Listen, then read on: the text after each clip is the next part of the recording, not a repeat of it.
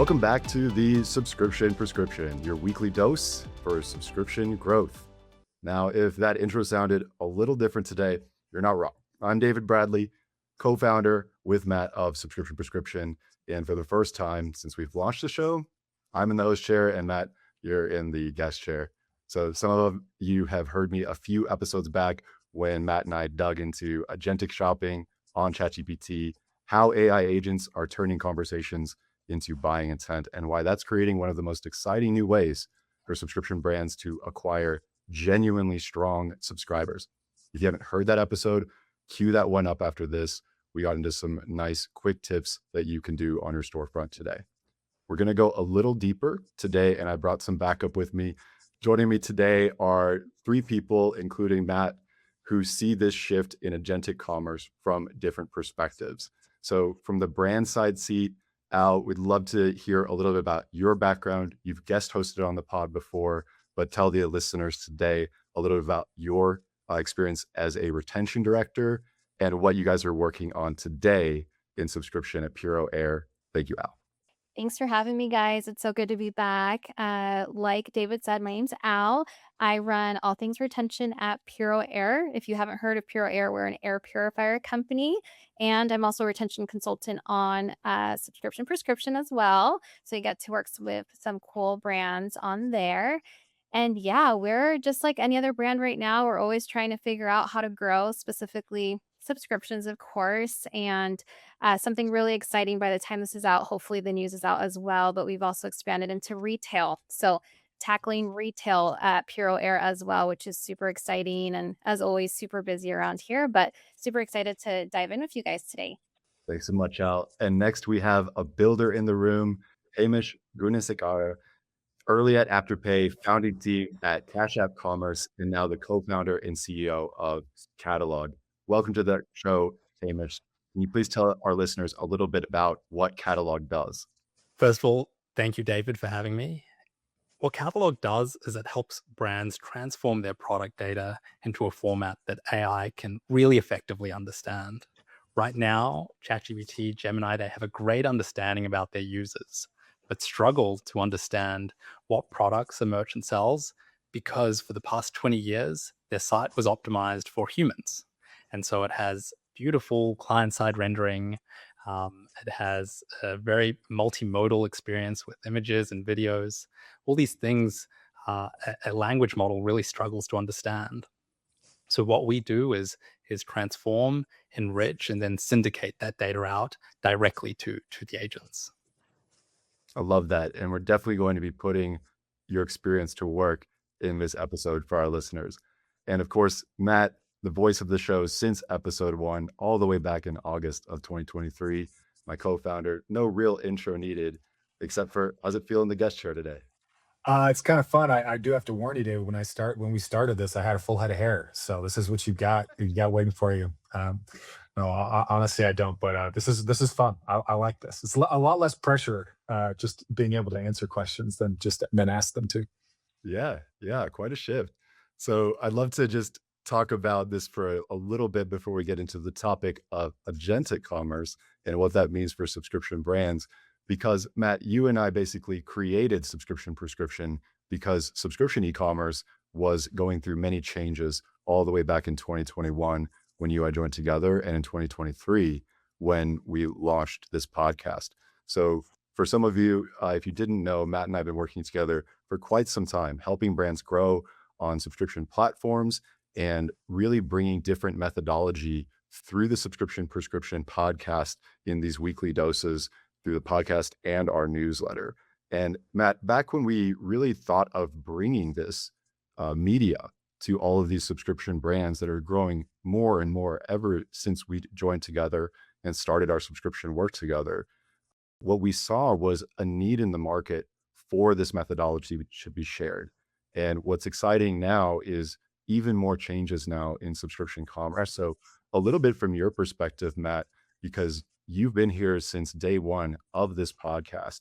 How have you seen the topics change from when we first started the podcast to what we're talking about all the way now in 2026?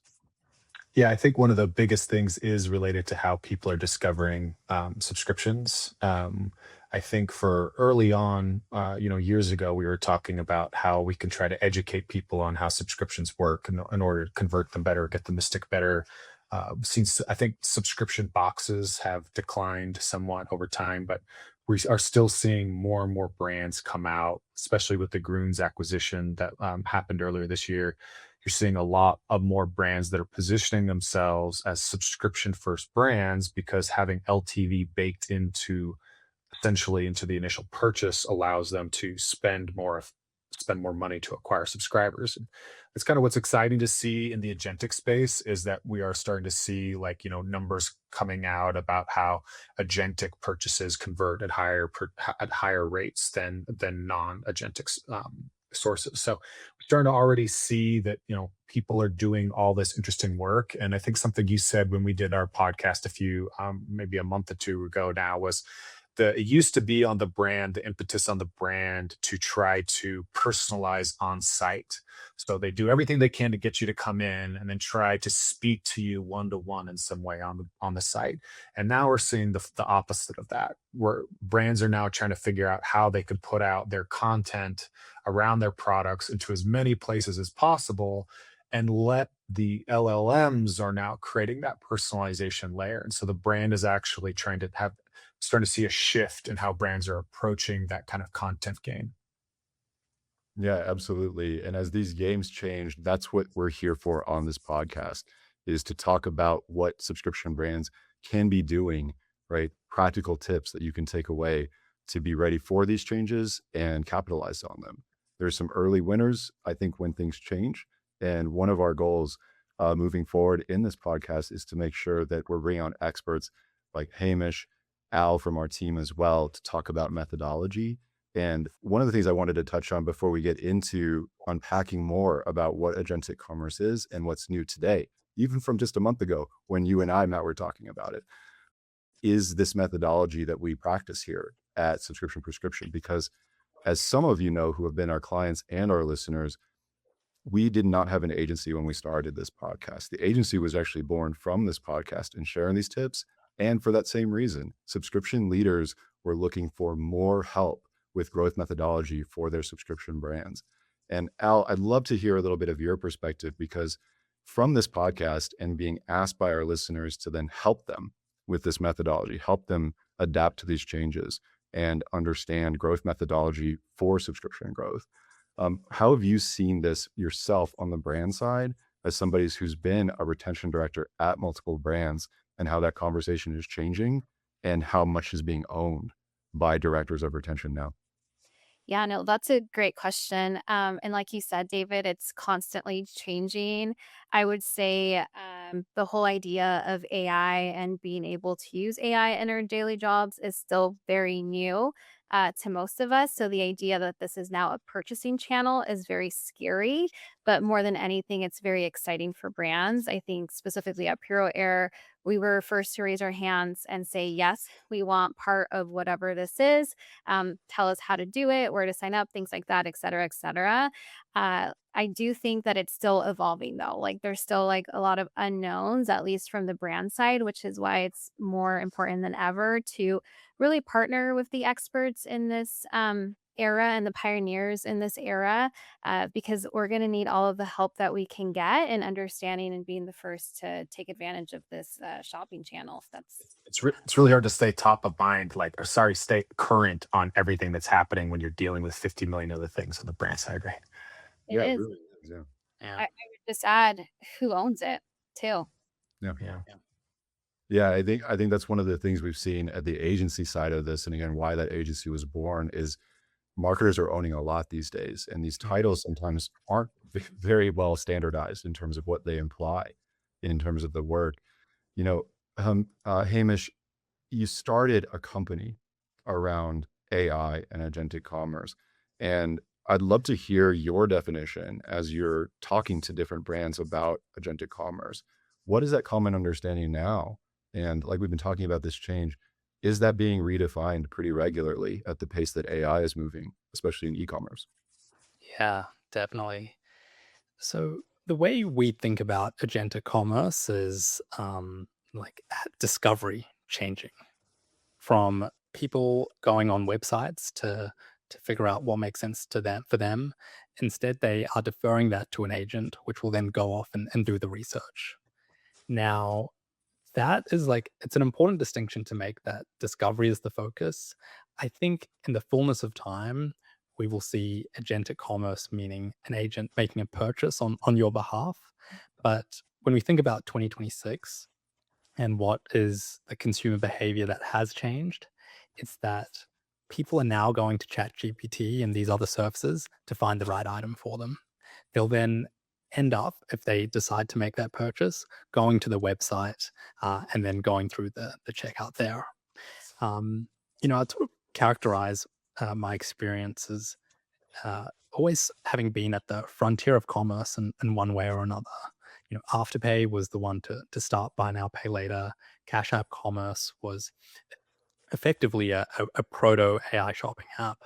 And then I had also spent some time creating an AI shopping assistant myself before Catalog. And yet, it's a really fascinating space to be in at the very edge of how people spend and save their money. Yeah. Yeah, absolutely. I think this has been one of the most Yeah. interesting transformations that we've seen, not just in talking to brands and having conversations with brands that we're serving both as listeners of the podcast and as clients of our agency, is this readiness, as we like to put it right now. So authentic readiness, it's like this position. And some of this position seems to overlap more like traditional e-commerce efforts, Mhm. SEO, things like that. Something that you mentioned, Al, the retention leaders like owning a lot. Mm. Al, I'd love to think a little bit from your side, because you consult, you read at brands as well, have led at several in your past. This ownership of AI, maybe not necessarily how it is being owned now, but how this is starting to be discussed inside of the brand of what are we thinking about changes like recently ChatGPT offering promotions so you can actually pay for results, little cards that basically show up in these conversations, because we know that acquisition, especially when it's paid acquisition, is always top of mind for especially our D2C brands. What is this conversation like right now inside of a brand? Yeah, because we're viewing it as a shopping channel, for sure, acquisition teams are primarily owning it from like a paid spend aspect. But in terms of optimization and how it actually works, that's still up in the air. Like we're referring to it as some sort of like SEO equivalent for AI, but we're not really sure. And so to be fair, we don't know who's going to own it or who wants to own it. I think we're still in early discovery stages for Yeah. that. I think it's such a fundamental change for e-commerce brands that there's I think going to be multiple owners within an org that is tackling different elements to it.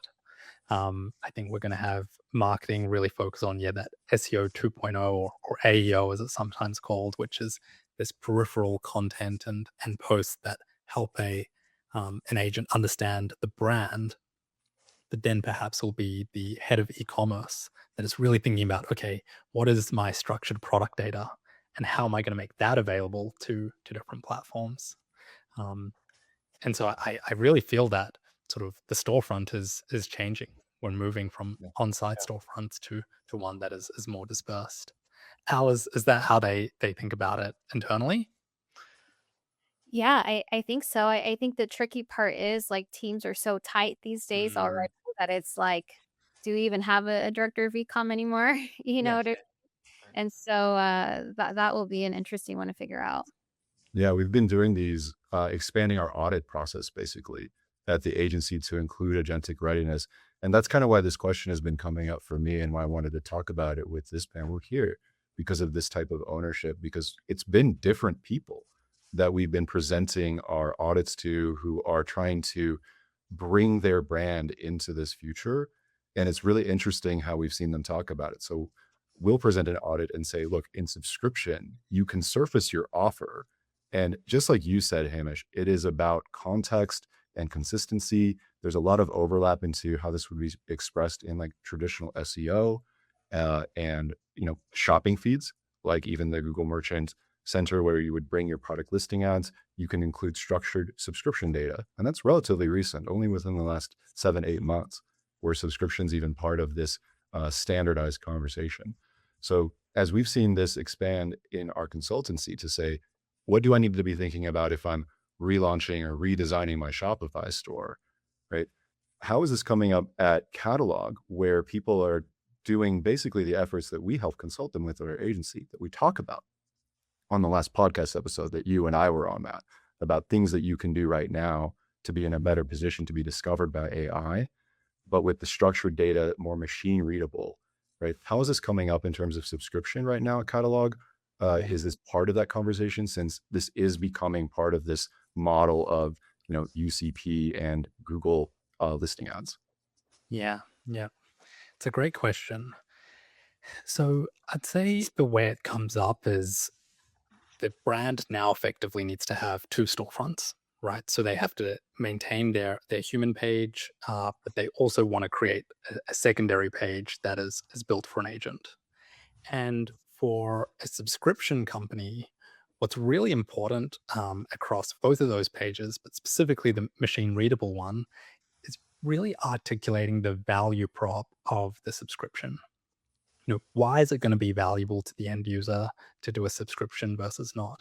Is it convenience? Is it something else? Like really sort of like getting that across both in like monetary terms and non is really important.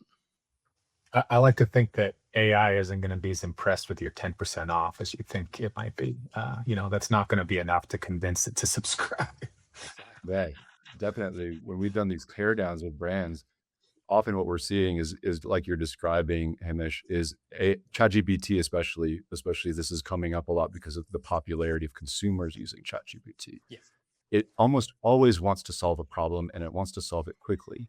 And that can either be solved through a conversion because the benefits and the offers are so clearly aligned with the problem being solved, or it can turn into ChatGPT saying, I will try to construct something of a buying journey for you, right?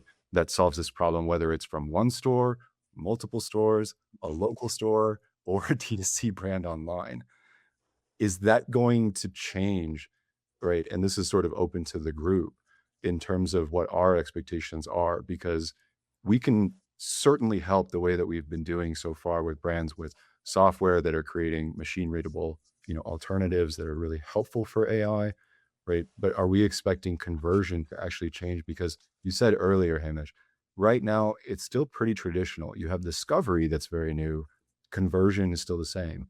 But even just this last week, we saw Visa, right, ink a deal with ChatGPT saying, we're going to bring payments right into ChatGPT. Sort of this return to like, we're going to convert right in here. ChatGPT is not just going to solve the problem. It's going to be conversion. Is that open to the group? What our expectation is that the point of conversion is ultimately going to shift to. I do think it does. I think that the difference is in many ways, I know it feels like really overwhelming to everybody out there, but in many ways, I actually think that it simplifies actually part of your go-to-market strategy in the sense of you actually have to kind of go back to the basics. So I've got this example product here. This is cashew butter. So this is a protein product. It's a snack. It's got the cinnamon flavor. It's really, really good. And so normally a normal buying process for something like this might be somebody searching. They might see a friend using it. They might see a video or something like that. It's really, really difficult for a brand to understand all of the touch points that go into somebody finally landing on your page and buying this, because they could come from 50 different sources, and you might not even really fully understand all the different sources of information somebody has to consume to be prepped for a buyer. Yeah. Right. So that's dispersed out there, as opposed to now, if I spend more and more time creating structured product data on who this product is for and who it is not for, and make it really easy to understand when it's going to arrive and the convenience elements of this, now AI can consume this, and AI at the point of purchase is actually already ingesting all this personal information about their user. Yeah. And so when someone's going to search and look for that, you now have AI recommending this because of all those things they've seen. And so it's essentially like you're arming a referral agent, right? Like that's going to be able to sell your product better than anybody, as opposed to worrying about all these different marketing channels. And so that's where I see like the inflection point happening is brands having to focus on that. Yeah. And you think as well, like right now, these language models, they struggle to understand the products which are being sold on the internet. And but like it wants to give a good recommendation. If you're able to help it understand your product and the value props of the items, it is going to be an advocate on your behalf, right? Um, and I think a really great framing I heard recently was that, you know, the the website is becoming an artifact of the past, right? You look at consumer behavior today, how they interact with the internet, it always starts with a chat. I know myself, the first thing I do when I want to research something or get some new knowledge is I go to a chat interface and it will do the work on my behalf.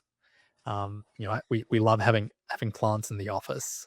And yesterday just did a search. I was like, what plant should I get next?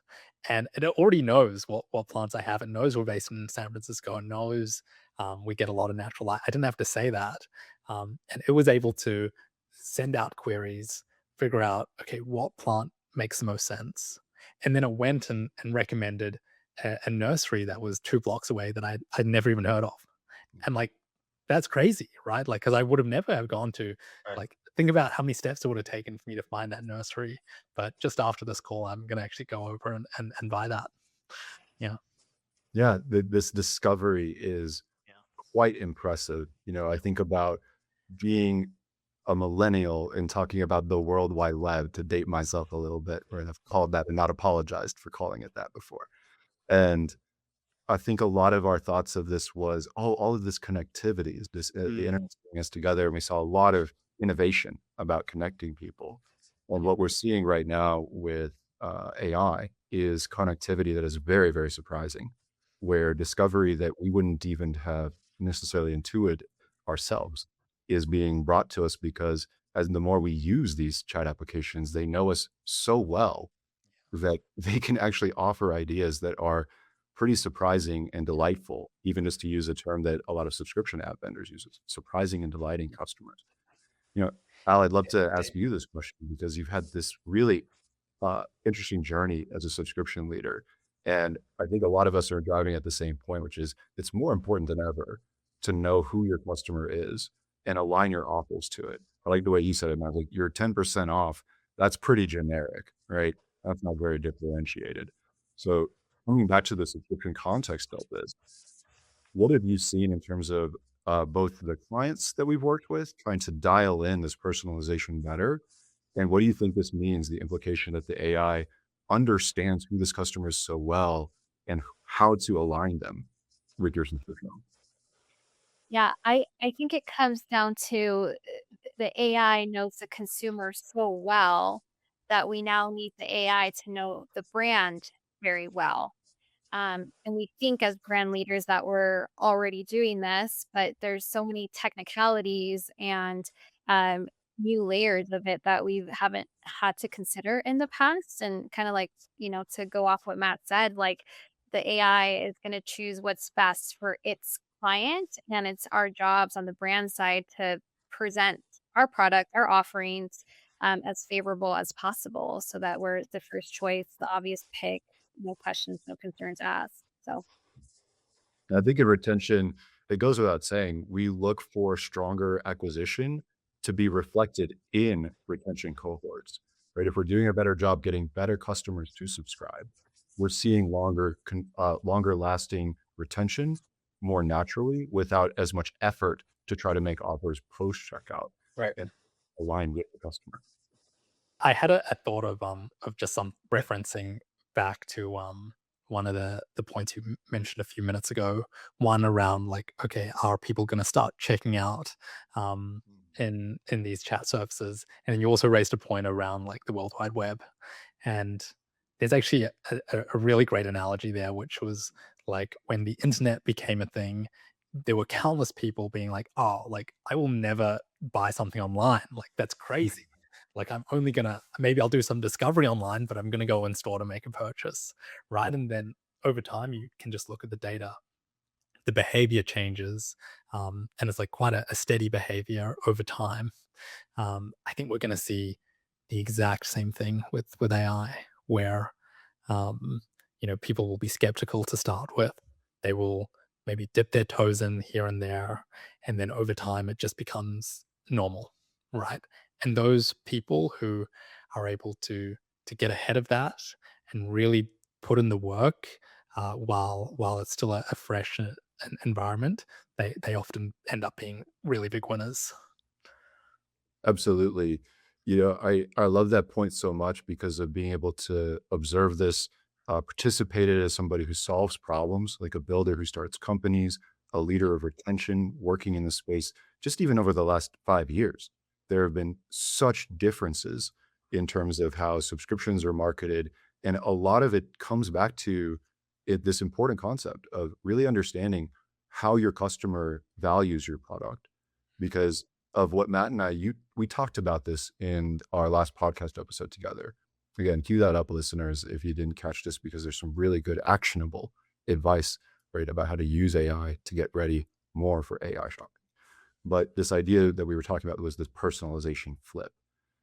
Claude had this interesting survey that they published a few months ago where it was asked of people using the app why they're using it, right? The top answer was like professional development, basically, right? Make more money, advance my career. Second was like self-improvement. And when you talk to a brand about this, it's really interesting. Some brands are very excited about this. Others, I think, are pretty fearful because they say, do you know your customer so well that from a lifestyle question, maybe that they're just having a chat, right, with this assistant of theirs who is helping them advance in their career, right, is helping them with self-improvement. Do you think your quiz app could actually derive any personalization data that's that specific, right, in terms of qualifying them to buy your product? This is a deep, deep level of personalization that we've never seen before as marketers. And I think this is why we've stressed so much. And Matt, this has been such a great soapbox ever since starting subscription prescription. Is it's about acquiring the better subscriber. Some brands really struggle with retention because they're paying to acquire customers and then fighting with retention experiments, not really understanding that these people weren't going to be a great subscriber to begin with. This doesn't fit their lifestyle, their time, their season that well. And what we're seeing now is this personalization from the agentic side with the, say, ChatGPT or the app that you really like to use. Let me do that for you. Right? I know you're during vacation. I know to adjust your subscription based on what's going on in your calendar. Not kind of like what you said, Hamish, but like the website is kind of becoming this artifact. We need to provide the tools available to those agents to do the things that would take place maybe on a website and take a lot of steps, admittedly, to do this, right? As Matt knows, I created the first subscription chatbot, so you just talk to it back in 2018 because I hate websites. It's a lot of work. Yeah, like I know. It is funny to see that come full circle. Hey, this is a bit of a random question. I don't, it might have a no response, but I'll use TikTok Shop as an example of this. So we're starting to see brands now launch TikTok Shop first. That's essentially what they're doing, and they're doing that with products that look good visually, that sell well in videos. So stuff you can show how they use, right? So is there a product category or product type that you think will be more successful on from an AI or an agentic standpoint? Whether it's from how people are searching for it or thinking about it, or how AI is thinking about it, or just a product data standpoint. Are there any categories that you think are going to be early winners or types that are going to be early winners? Oh, for sure. And I think it's actually kind of like a spectrum where on one side you have TikTok Shop, which is very sort of in the moment, like impulse oriented, right? It's only because you see that video and you see like, wow, like imagine this phone case on my phone. I'm gonna just like make that purchase. And maybe it's like kind of crazy and metallic or something like that. Um, I would say AI and agentic shopping is kind of on the other side of the spectrum where it's medium to high consideration, where you're like, okay, I there's a few options. Maybe there's a few different protein shakes that I hear are good. I have no idea which one's best. I need to do a bit of research. or maybe it's the almond butter. Like I'm looking for something that makes a lot of sense for me as an individual. That is where we're already seeing like AI is having like a really profound sort of impact, or that's where consumers are using it today. Because let's take something that does really well on TikTok Shop. Maybe it's that funky metallic phone case. Very seldom will people search that in chat, right? Because it's just too like esoteric, right? Um, and so yeah, I think there's definitely a spectrum, and you can think of trying to go after this. Like if you're selling a product that is medium to high consideration, then sort of most certainly your customers are using chat to figure that out. I Yeah, I that's would like fascinating. to just add, I feel called out in that because I am definitely, first thing that showed up when I opened TikTok all to a fault. Yeah, But right. when I'm, considering a 3 to 5K couch, I'm not Yeah, gonna buy it off TikTok Shop. yeah, I'm gonna for ask example. my best friend, lawyer, financial advisor, ChatGPT to Yeah. kinda weigh in and help me decide. So that's a I, good perspective. I thought you were going to say called out because Puro Air would say there'd be consideration. I feel like we're both called out on TikTok Shop because everything I buy now is like I bought my kid a new bath toy just because I saw it on a TikTok Yeah. Shop video. Like that literally is just all I do on that was buy stuff.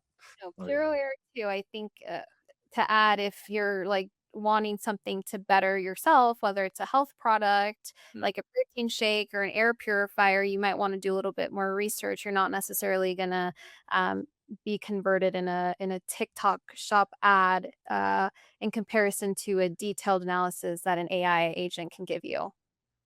Yeah. Yeah, I think that's one of the more interesting attributions that brands and marketers are looking for is discovery no matter where it's happening. Yeah. Where's the conversion happening? Where's the discovery happening? And like you guys pointed out, it's pretty wild right now. If you were talking about whatnot and the insane impulse buying that goes on there, Yeah. connecting agents to things like your Robinhood accounts, Yeah. right? Things like that. There's a lot of discovery going on and it's changing so much so quickly. Yeah. And would you guys agree? It's really both. That's what our brands and our marketers are always struggling with is where is this happening? Where is it converting?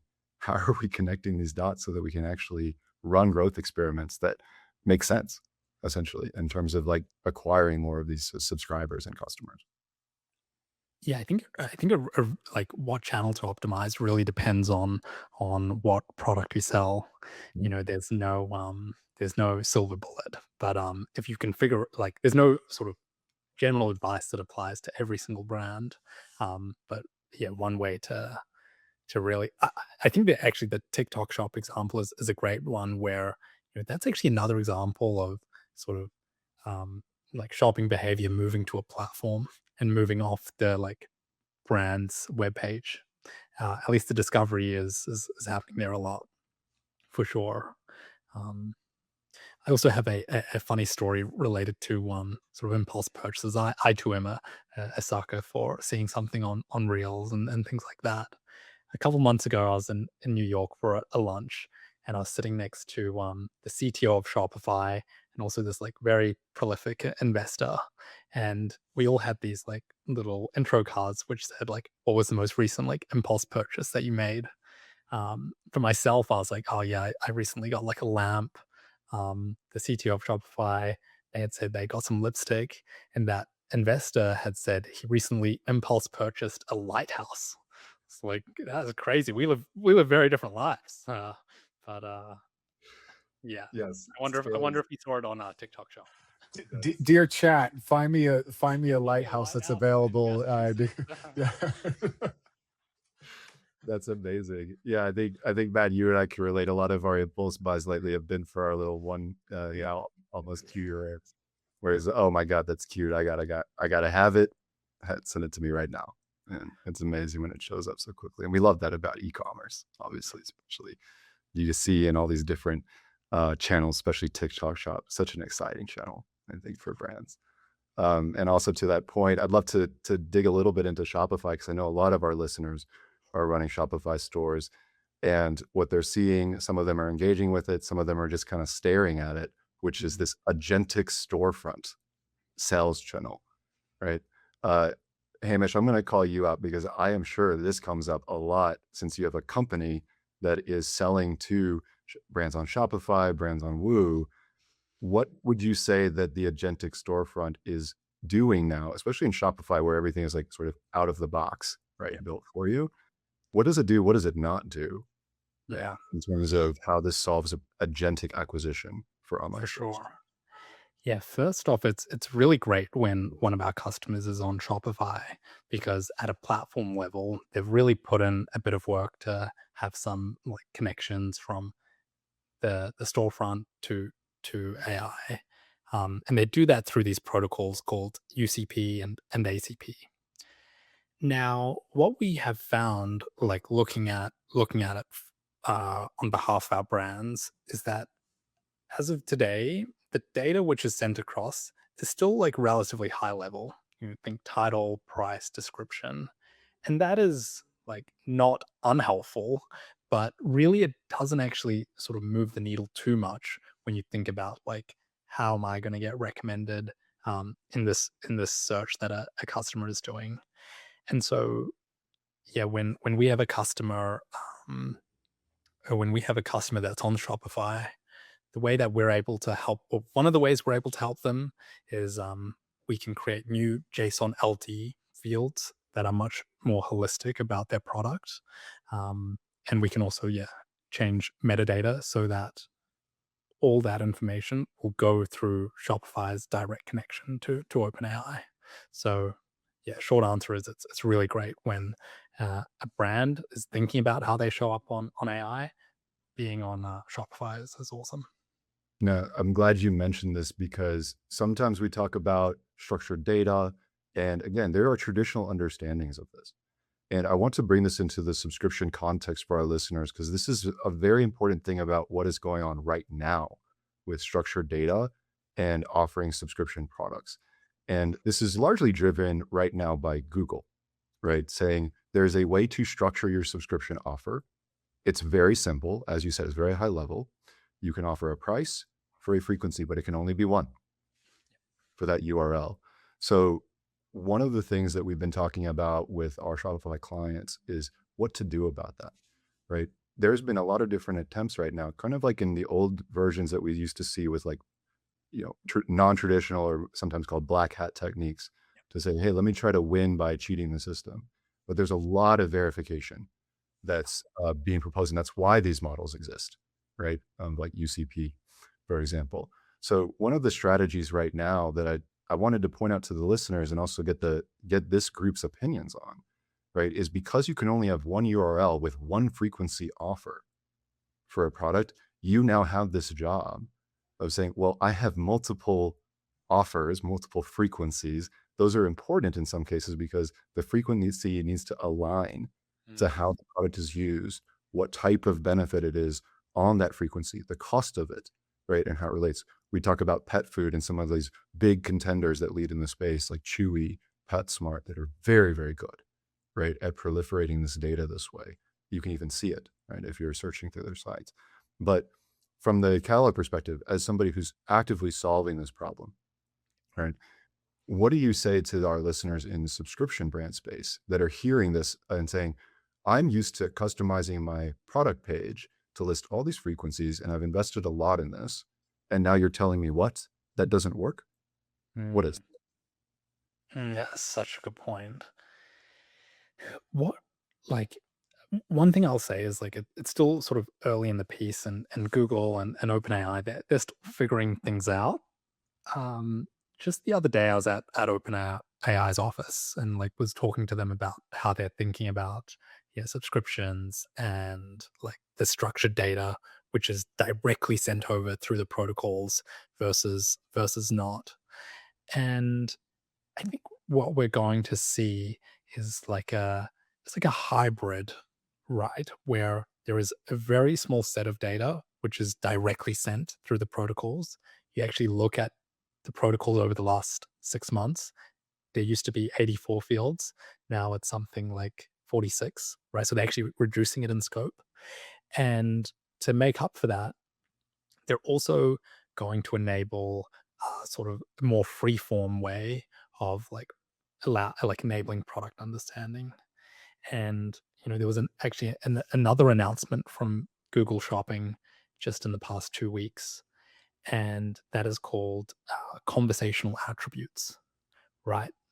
And so what this is for the first time ever, it is a supplementary product feed that you can send to Merchant Center, but it's in the form of a PDF that you can put whatever you want in. So it's like guides, it's use cases, it is all the different subscription offerings that your brand offers, right? And this is like sort of a totally new paradigm. Um, but I think that is probably going to be the mainstay, just because like the nature of commerce is it's so complex, right? A buying a lamp is so different to buying a lighthouse. And so like how do you have that all in one place? Yeah. Well, that's so interesting because, like, we talk a lot about, say, protein powder is just a great example for that. So, is that it is sold universally, but used very personally or different depending on, like, everyone here on this call could be taking protein powder Yeah. and using it for a different reason. And and so we look at brands are trying to take a stance or an angle or a perspective so that when people see it, they'll like, oh, this aligns with what I want, what I need. And so but there's this process where you kind of have to figure that out and you optimize for that over time. Right now we're like, hey, you could actually take a little bit of a shortcut and Mm. start saying this is who it's for and this is all the different use cases and why, as in that PDF method. And then you get to find out if you're right, because then you could look to see how well that traffic is converting, because you can see it's I will say this, it is really nice to see, I think, a clear attribution window where you know where that traffic is coming from. And since they did that consideration method, that it's probably a little less complex than somebody who said they saw an organic video on TikTok 2 months ago or something like that. That's really interesting that you'd be able to do that, because now it's really all about trying to understand how people are using your product or how they could use your product. Yeah. And I think this is going to be like, yeah, a really, really interesting and thought provoking thing for brands in this new world, which is, yeah, like who is that ideal customer profile and how am I speaking to them? Because you're right, like a protein powder could be used for someone who is trying to get like incredibly jacked, or it could be for someone in their 60s that's just trying to like get their intake right. And like the way you position that is so different. Um, Right. it's that's really interesting. Yeah, I think one of the things that, uh, Al, you've been on some of these audit presentations with these brands that we've been doing, and this is a new thing that we've been including with this agentic readiness. And sometimes there's this surprise of saying it's a traditional thing, but also talking about negative signals as well. This is who this is not for, right? And if you are this, go look here, which is one of the tips that we shared in our last episode about this, is when you are making subscription offers or describing the benefits of your product, if you do a good job, right, with your product data, you can also say, this is who this product is not for. We used an example with one of the brands that we work with that sells salad, right, on a subscription. And some options are vegan, right? And some options have protein, just to use a simple example. So if this salad has chicken in it, right? This is not for vegan people. For the vegan salad options, this URL is that collection, right? And that's one of those early doses that I'll drop here as we reach the end of this podcast episode together, which has been so fantastic and insightful.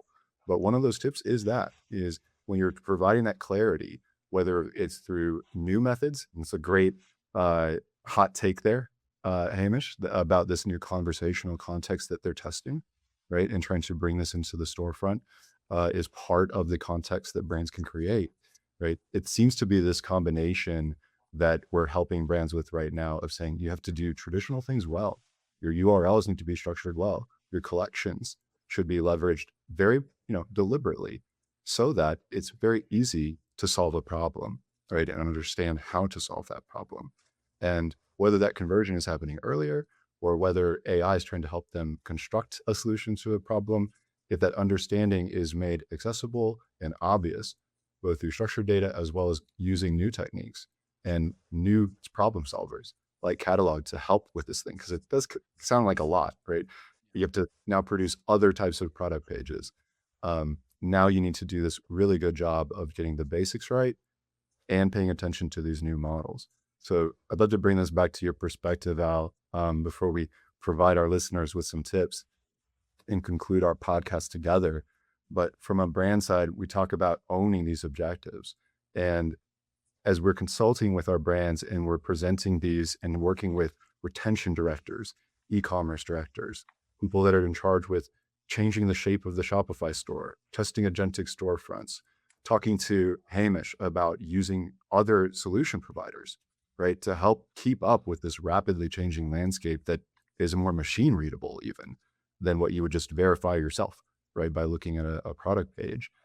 How is that landing, right, in your perspective from these brand conversations in terms of, okay, who's going to work on this? How does the team think about engaging with new vendors, changes to the storefront? Because we know how big of a conversation this is when they're trying to make changes to things that are used to convert subscribers. Yeah, I think what comes top of mind is all of these brands are now learning that these tools need to become extended versions of advocates for their brands. And they're still very much in the early stages of figuring out who owns that. But what we've seen is that they are eager because they're recognizing it doesn't just touch one area of the business. Arguably, it touches the full 360 view of the business, from acquisition to retention to even customer service. Like, these tools have the ability to be an extension of your customer service teams as well. So lots of eagerness, what we've seen from brands, and again, a lot of understanding how it works too. A lot of these brands don't know how it works, and so they are looking for help and partners in helping them get there. Absolutely. And that right there, guys, this is the whole reason this show exists. Conversations like this are really important right now in this changing landscapes, getting to know solution providers, brand leaders, experts like we have at Subscription Prescription that work with brands directly, and the work that we're putting in to learn how to evaluate these different methods and how they're working. So you can expect a lot more of this, especially over the summer, as we bring more experts into this podcast to help share what they're doing to tackle and solve these problems. So I'd like to, before we close, I'd love for each one of our experts here, Al, Matt, Hamish, what is one thing that's a takeaway, a dose for our listeners that they can do next month, right, to do a little bit better and improve their ability to acquire subscribers agentically? Let's start with you, Hamish, as a builder in the space. Yeah, for sure. I would say, yeah, work on the initiative of structured product data. And so the first is like pulling content into one place, ingesting that. So, looking at how are people talking about your product on Reddit, looking at reviews that are on your site, looking at reviews that are maybe on retailers that sell your product. Really come up with both the content and the context about your item, right? And then work on syndicating that out to these AI platforms. Yeah. Excellent. Thank you. How about yourself, Matt? Yeah, I'd say the one I'll harp on is your subscription FAQ page. So if a lot of brands have this, there are still many that do not. So this is just, it's a web page that sits on your site. You should have it linked in your header or your footer. It's subscription FAQs. It describes the program, perks, benefits, rules, restrictions, but also addresses common questions like how to edit or adjust your order. So it essentially becomes a really long repository of information related to subscriptions. And I would say if you have one of those, you've probably just done the little bit blurb of like, hey, 10% off every order, free shipping, and then maybe a few general things about how to edit or change your order. If you don't have that, build that, but add this third piece. And if you already have that basic FAQ page, add this third piece, which is add more context related to who the products are for and why subscriptions are for them, and also some negative context. I know all this stuff feels really, really technical, and yes, the product feed and stuff is as Hamish is tackling with his company, but some of these things are actually just simply putting content on your site in simple text that AI can read. Because when AI goes looking on a website and it's looking about subscription product questions, first place it's going to look at is canonically is like what pages describe the subscription program, and as much content as you can put on that page related to your product, your brand. So I'll mention like this cashew butter one. If you have a nut allergy, this is not for you, right? But if you're trying to get alternative whey alternates to whey for protein, great for you. So this is something Party Pump Co could put on their subscription FAQ page as an example to enhance that info. That's great. How about yourself, Al? What's a great weekly dose that we can give our listeners of what they could do next to be more ready to acquire subscribers agentically? Yeah, I would say, as scary as it sounds, go look at your baseline, whatever attribution tool you're using, whether it's Northbeam or Triple Whale or an equivalent. See if you are currently getting AI referrals, so that in a few months, once you start implementing some of these recommendations, tools, whatever it is, you can proudly show your team how far you've come in that channel. So, as scary as it sounds, go look. You might be surprised to see that you are already getting traffic from AI. That's such a great point, and that reinforces what I'd like to leave our listeners with as well. We've been talking about agentic acquisition, and a lot of brands do have owners of subscription analytics, like you said, Al, who are seeing referral traffic, and some are winning, and some are really concerned because it does seem so new and novel and different. However, I want to remind the listeners something that we're reminding some of our clients at our agency, especially as we started doing this agentic readiness audit as part of our subscription prescription audit process. A lot of your competitors have not started doing this either. There are early winners in this space. It's a great thing to be having these conversations, to be curious and listening to podcasts like this, right? To be asking AI itself how you could be doing better with AI. You're going to find a lot of different ideas, just like you would for other things personally with AI. Don't be afraid to be curious about this, because a lot of competitors of brands that we're already serving, what we're showing them is they're not that much ready than you are either, right? It's really time to try to win early and get curious and try more experiments around growth. So thank you so much, guys, for joining our panel today. I want to do a shameless plug as well. Matt, you have a wonderful event that's coming up this fall that you're producing, Commerce Catalyst. I've been so proud to be involved with this event over the last few years, and I know AI is going to be a topic. So I'd love you to get a chance to talk about what this is going to be. I know TikTok's also going to be a topic as well. Great. Sure. But Those are the two. I mean, if I held just a conference on AI and TikTok, I'd probably get the same attendance. But yeah, August 24th and 25th in Salt Lake City, Ecom Elevated. If you're interested in coming out, seekcatalyst.co, and you can learn more. Hamish and the catalog team will be there. It's actually going to be delivering a keynote on AI search and everything there. David and the AutoShip Cloud team will be there. Al will be there, part of our VIP experience for people that like to come out to the conference too. So. excellent. Thanks so much. And Hamish, thanks so much for coming on to our show today. Again, how can people get in touch with Catalog to help be more ready and sell more agentically with their Shopify stores and beyond? Yeah. You can find us at getcatalog.ai. And yeah, so far we've been able to help brands 10x the number of citations that from AI. That's not 10% or 100%. That's 10 times as many citations. And we do a lot of the work on your behalf, where we're able to capture this information, make that available to you, and then also syndicate it out. So if showing up on AI is top of mind for you, then we're very happy to have a chat. Absolutely. And listeners, if today raised that question for you, is my subscription agent ready? That's exactly what we do at Subscription Prescription. Head to thesubscriptiondoc.com Subscribe to our weekly newsletter for your weekly doses. We'll see you next week. I'm David Bradley. We'll be here with more new faces, more new voices, same prescription. Matt, thanks for letting me borrow the chair. I'm probably not going to give it back. That's your dose for the week. See you in the next one.